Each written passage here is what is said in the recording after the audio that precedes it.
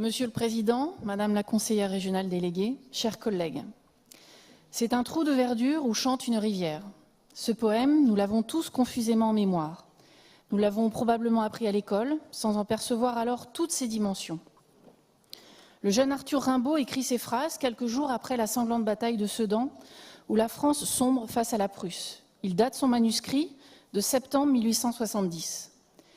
45 ans plus tard, la mort poétique, sublimée au milieu d'une nature baignée par la lumière, colorée par les glaïeuls, a cédé la place à une première guerre mondiale, une guerre totale qui broie les hommes comme les paysages. De l'Île jusqu'à la Champagne, notre région subit durant 4 ans l'épreuve des tranchées, de bombardements qui font disparaître les villages, s'évanouir les forêts, remplacées par un no man's land constitué à perte de vue d'une terre boueuse qui a englouti les champs, les corps sans vie de la jeunesse européenne. Cette année, nous célébrons le centenaire de l'armistice, qui a mis un terme à cette folie humaine. Bien sûr, comme chaque année, nous allons porter une minute de silence le 11 novembre. Mais il s'agit bien plus encore. C'est là tout l'enjeu du règlement d'intervention relatif au devoir de mémoire qui nous est soumis.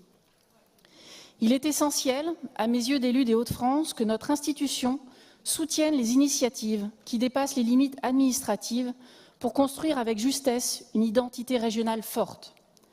En effet, de Lille à Laon, passant près de Lens, Arras, Cambrai, Amiens, Compiègne, Soissons, notre région est unie par cette immense cicatrice appelée zone rouge en 1918. Dès 1918 apparaît un tourisme spontané sur les sites marquants. Il s'agit avant tout pour les survivants de rendre hommage aux amis morts, de partager le traumatisme en famille. Un siècle plus tard, tous les témoins directs ont disparu. Le récit s'efface insensiblement dans les familles. Il nous faut donc combler la disparition du récit mémoriel par un récit historique et patrimonial juste. Aujourd'hui, nous répondons donc à un double enjeu en adoptant cette délibération.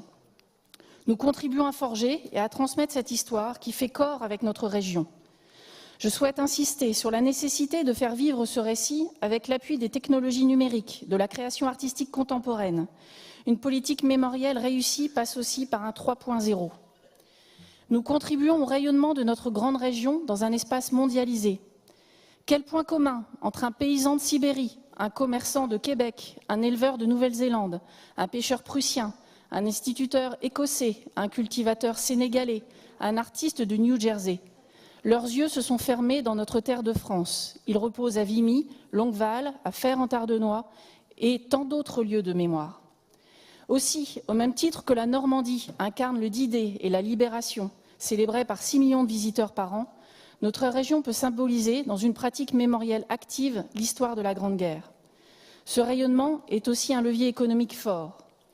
Ainsi, cette offre de tourisme mémoriel contribuera fortement à conforter l'économie touristique globale de la région. Ce rayonnement doit être positif et doit s'appuyer sur notre jeunesse, nos lycéens, nos apprentis. Il s'agit presque là d'une dimension culturelle, une œuvre d'art qui vise à questionner, à faire réagir, réfléchir. Notre action mémorielle entend conduire nos adultes de demain à intégrer cette partie de leur ADN régional, de leur identité, en les poussant au questionnement. Le sens de l'engagement, l'idéal européen de paix, le partage et le respect mutuel, la mondialisation des enjeux et des échanges. Au-delà, peut-être liront-ils autrement Aragon, Guillaume Apollinaire, Jacques Prévert, peut-être regarderont-ils autrement la peinture contemporaine des années 30. Je salue à cet instant ma collègue Madi Dorchi, qui incarne, par sa délégation, notre engagement régional. Elle est aux côtés des associations d'anciens combattants, des associations historiques, des élus, des enseignants. Je vous appelle, mes chers collègues, à approuver cette délibération porteuse d'un hommage à nos morts et d'un message de paix et de responsabilité à notre jeunesse, car un territoire qui oublie son passé n'a pas d'avenir. Nous n'oublierons pas. Je vous remercie de votre attention.